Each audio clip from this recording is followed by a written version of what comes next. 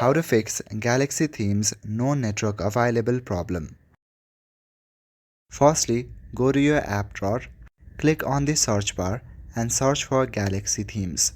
Now click on the app Galaxy Themes to open it.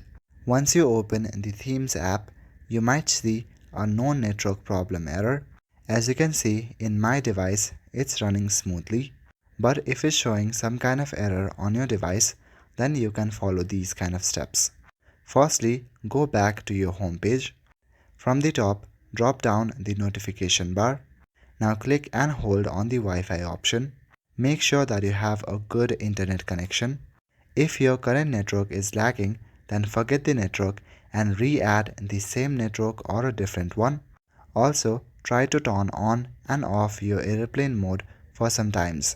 If your Wi-Fi network is still not working, then try switching between your mobile data and your Wi-Fi to see if that helps. Now open settings on your device, scroll down to the bottom and click on apps. Inside apps, go to the search bar on the top and search for Galaxy Themes. Click on the Galaxy Themes app and in your app info, scroll down and search for storage.